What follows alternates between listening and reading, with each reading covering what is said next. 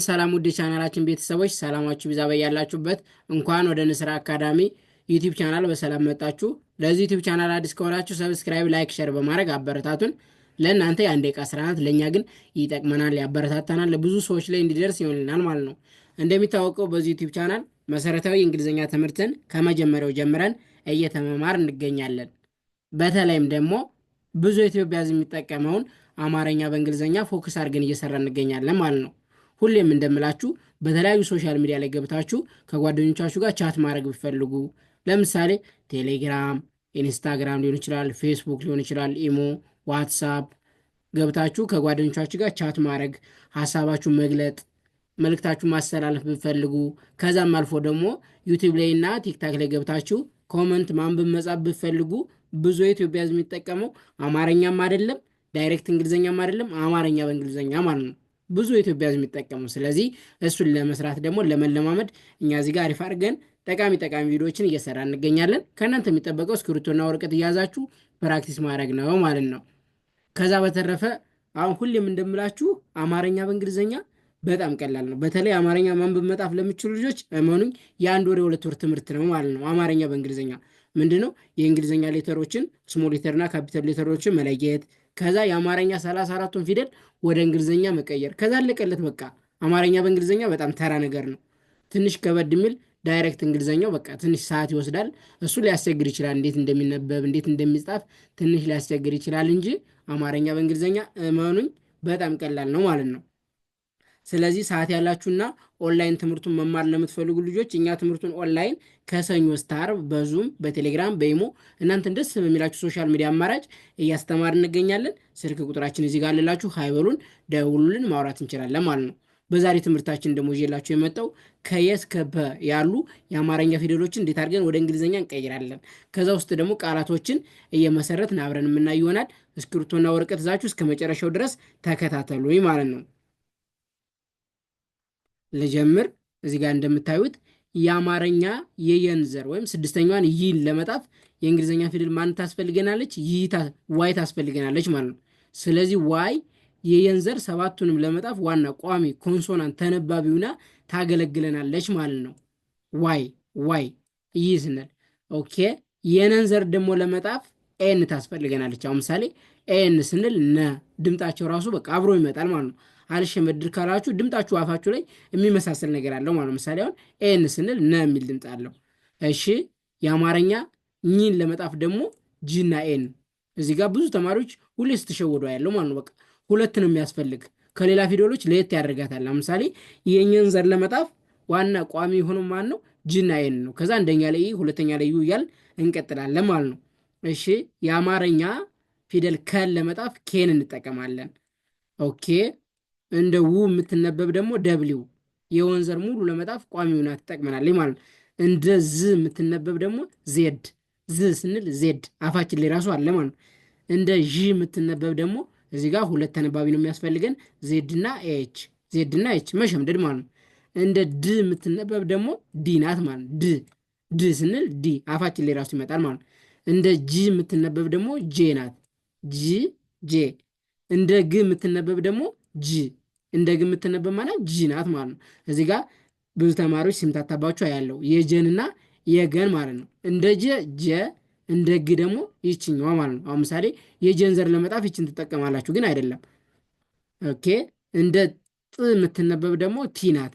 የጠን ዘር ሙሉ ለመጣፍ ቲ አሁን የተን ዘርን ለመጣፍ ትጠቅመናለች። የሁለቱንም ነው ማለት ነው። እሺ እንደ ጭ የምትነበብ ደግሞ ሲኤች፣ እዚህ ጋርም ሁለት ናቸው። እንደ ጭ የምትነበብ ማለት ሲኤች፣ እንደ ጵ የምትነበብ ደግሞ ፒናት ማለት ነው። ኦኬ እንደ ጽ የምትነበብ ቲና ኤስ፣ እዚህ ጋርም ሁለት ናቸው። እንደ ፍ የምትነበብ ኤፍ ናት። ፍ ስንል አፋችን ላይ ራሱ ይመጣል ድምፁ ማለት ነው። እንደ ፕ የምትነበብ አሁንም ፒናት ማለት ነው። ስለዚህ መጀመሪያ ከማንበብ ከመጣፋችሁ በፊት መጀመሪያ የአማርኛ ፊደሎችን ሲቀየሩ ተነባቢ ፊደሎችን መለየት አለባችሁ ማለት ነው። በተለይ እነዚህ ባለሁለቶች ብዙ ተማሪዎች ትቸገራላችሁ። እንደ ኝ የምትነበብ ጂና ኤን፣ እንደ ዥ የምትነበብ ዜድና ኤች፣ እንደ ጭ የምትነበብ ሲና ኤች፣ እንደ ጽ የምትነበብ ደግሞ ቲና ኤስ። ይህን ተለያችሁ በኋላ በጣም ቀላል ነው ማለት ነው። ከዛ እዚህ ጋር ወደ ታች ከ1 እስከ 7 የጣፍኳቸው እዚህ ጋር ምንድን ነው ብትሉኝ የአማርኛ ፊደል የእያንዳንዱ 7 ቤተሰብ አለዋ።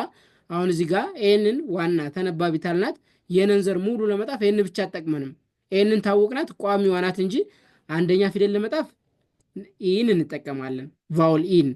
ሁለተኛ ፊደል ለመጣፍ ደግሞ ቫውል ዩ። ሶስተኛ ፊደል ለመጣፍ ደግሞ ቫውል አይ። አራተኛ ፊደል ለመጣፍ ደግሞ ቫውል ኤ። አምስተኛ ፊደል ለመጣፍ አሁንም እዚህ ጋር ቫውል ኢ ናት። ብዙ አስተማሪዎች አይ ይላሉ፣ ግን እሱ ሰውን ቀደም ነበር እንጂ አሁን ቀርቷል ማለት ነው። በቃ አሁን ምሳሌ ሜሮን፣ ሄለን ብላም ስም ስንጥፍ ራሱ ኢን ነው የምንጠቀም ማለት ነው። እንደኔ ግን እኔ እንደተረዳሁትና እኔ እንደማውቀው ኢን ብትጠቀሙ የተሻለ ይሆናል ብዬ አስባለሁ። ከአንደኛው አሁን አስተማሪዎች ብዙ ጊዜ አይ የሚሏችሁ ከአንደኛዋ ጋር ለመለየት ነው ማለት ነው። አሁን እዚህ ጋር አንደኛዋና አምስተኛዋን እንዴት መለየት እንችላለን ብትሉኝ ድምፁ ራሱ ስታነቡት ይመጣላችኋል ማለት ነው። አፋችሁ ላይ ቃላቱ ይመጣላችኋል። በዛ ጊዜ እንደዛ አድርጋችሁ መለየት ትችላላችሁ። ስለዚህ ትኩረት አድርጉ። አምስተኛ ፊደልን ኢ ብላችሁ መያዝ ትችላላችሁ ማለት ነው። ኦኬ። ስድስተኛ ፊደል ደግሞ ባዶ ምንም አንጠቀምም። ልክ እዚህ ጋር የጣፍኳቸው። ሰባተኛ ፊደል ደግሞ ቫውል ኦ እንጠቀማለን። ስለዚህ የአማርኛ ፊደል ሰባተኛ ለመጣፍ ቫውል ማን እንጠቀማለን? ኦ እንጠቀማለን። ኦ ካለም እንደ ሰባተኛ ፊደል እናነበዋለን።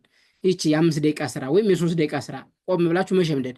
አንደኛ ላይ ኢ፣ ሁለተኛ ላይ ዩ፣ ሶስተኛ ላይ አይ፣ አራተኛ ላይ ኤ፣ አምስተኛ ላይ ኢ፣ ስድስተኛ ባዶ፣ ሰባተኛ ኦ። በቃ እነዚህ ግዴታ መሸምደድ ያለባቸው ናቸው። እነዚህን ካልያዛችሁ አማርኛ በእንግሊዝኛ አይሄድም፣ ወዴትም መንቀሳቀስ አትችሉም። ከላይ ያሉትና ይሄን ከያዛችሁ ደግሞ በጣም ቀላል ናቸው። ከዛ ቃላት መመስረት ይቻላል ማለት ነው። አሁን ወደ ቃላት መስረታ ልጀምር። መጀመሪያ ምን ይላል? ዋዛ። ምሳሌ ዋዛ ብላችሁ ጣፉ ብትባሉ ዋዛ። ዋ ስንተኛ ፊደል ናት? አራተኛ ፊደል ናት። መጀመሪያ እንደ ወዘር የምትነበብ ማናት? ደብሊው ናት ማለት። ስለዚህ ደብሊው ግዴታ ታስፈልገናለች። ተነባቢዋ ደብሊው እንጠቀማለን። ከዛ ከዚህ ውስጥ ደግሞ ዋ ስንተኛ ናት? አራተኛ። አራተኛ ፊደል ደግሞ ማንን ታስከትላለች? ኤን። ስለዚህ ደብሊው እና ኤ።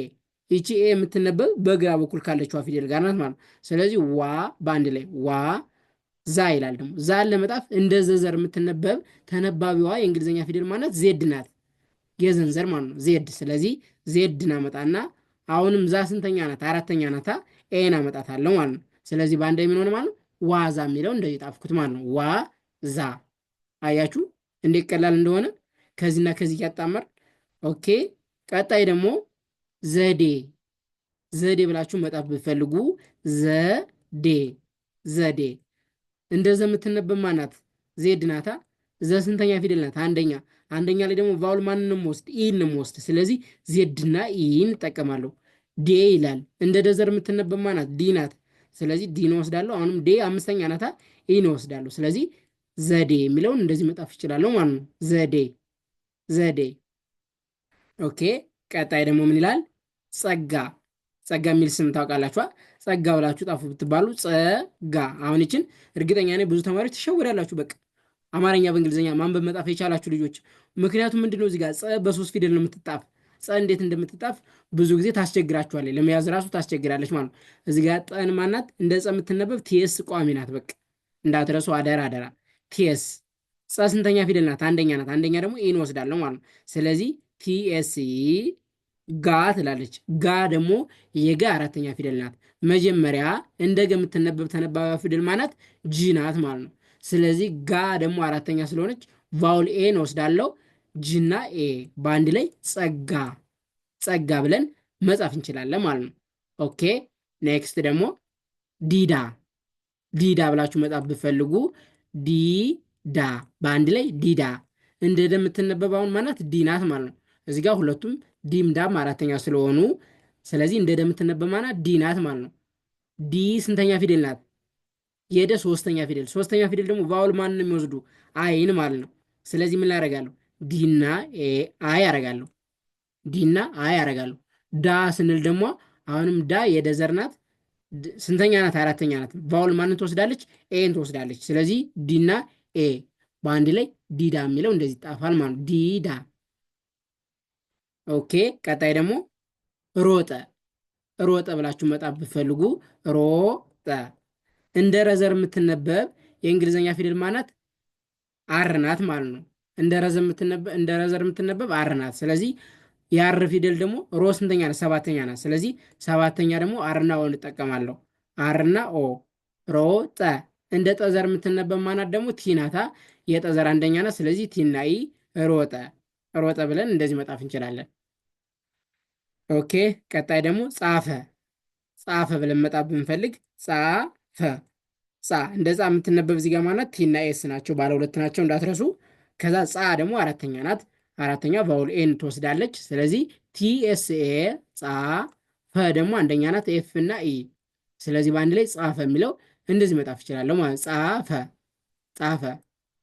ኦኬ። ቀጣይ ደግሞ ጃፓን። ጃፓን ብለን መጣፍ ብንፈልግ ጃፓን እንደ ጀ የምትነበብ ፊደል ማናት?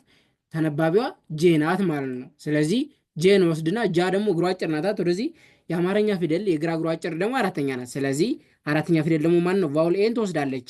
ጄና ኤን እጠቀማለሁ። ጄና ኤ። ፓ እንደ ፐ ዘር የምትነበብ ደግሞ የእንግሊዝኛ ፊደል ፒ ናት ማለት ነው። ፓ ግን አራተኛ ናት። አሁንም ፒና ኤ ጃፓ ን ይላል። እንደ ነዘር የእንግሊዝኛ ፊደል የምትነበብ ማለት ኤን ናት። ግን ን ስንል የእንግሊዝኛ ስንተኛ ፊደል ናት? ስድስተኛ ናት። ስድስተኛ ስለሆነች በአሁን ምንም አልተጠቀምኩኝ፣ ኤንን ብቻ ተጠቀምኩኝ። ስለዚህ በአንድ ላይ ጃፓን፣ ጃፓን ብዬ መጣፍ እችላለሁ ማለት ነው። ኦኬ። ቀጣይ ደግሞ ጉዞ። ጉዞ ብላችሁ መጻፍ ብፈልጉ፣ ነገ ጉዞ አለብኝ ብላችሁ አማርኛ በእንግሊዝኛ መጻፍ ብፈልጉ፣ ስለዚህ ጉዞ የሚለውን ጉዞ እንደ ገዘር የምትነበብ የእንግሊዝኛ ፊደል ማናት? ጂናት ማለት ነው። ማናት? ጂናት። ስለዚህ ግን ጉናት የገ ስንተኛ ፊደል ናት? ከጎን ቅጥል ያለባት ሁለተኛ ፊደል ናቸው። ሁለተኛ ፊደል ደግሞ ማን ግዴታ ቫውል ማን ታስፈልገናለች? ቫውል ዩን ታስፈልገናለች። የገንዘር ለመለየት ማለት ነው። ገ ጉ ጊ ጋ ጌ ግ ጓ አለ አይደለ? እነሱን ሰባቱን ለመለየት ዩ ታስፈልገናለች። ስለዚህ ጂና ዩ ታረግናት ማናት ማለት ነው? ጉናት ማለት ነው። ምክንያቱም ማናለች እዚህ ጋር ዩ አለች። ዩ ካለች ደግሞ ሁለተኛ ፊደል ናት። ስለዚህ ጉ ዞ ይላል። እንደ ዘዘር የምትነበብ ዜድ ናት። ግን የዘ ስንተኛ ናት? ዞ የቀኝ እግሯ አጭር ናት፣ ሰባተኛ ናት። ሰባተኛ ፊደል ደግሞ ቫውል ማን እንጠቀማለን? ቫውል ኦ እንጠቀማለን። ስለዚህ ዜድ እና ኦ ጉዞ የሚለውን እንደዚህ ጣፍኩ ማለት ነው። ጉዞ። ኦኬ። ቀጣይ ደግሞ ጳጳስ። ጳጳስ ብለን መጣፍ ብንፈልግ ጳጳስ እንደ ጰ የምትነበበ እንግሊዝኛ ፊደል ማናት? ፒ ናት ማለት ነው። ስለዚህ ግን ጳ ስንል ደግሞ እግሯ አጭር ስለሆነች አራተኛ ፊደል ናት። ቫውል ኤ እንጠቀማለን። ጳ ፒና ኤ አሁንም ተመሳሳይ ስለሆኑ ጳ ፒና ኤ ስ ኤስ ብቻዋን ጳጳስ የሚለውን እንደዚህ ጣፍኩኝ ማለት ነው። ጳጳስ የሚለውን እንደዚህ መጣፍ ይችላለሁ ማለት ነው። ኦኬ። ቀጣይ ደግሞ ወጣ።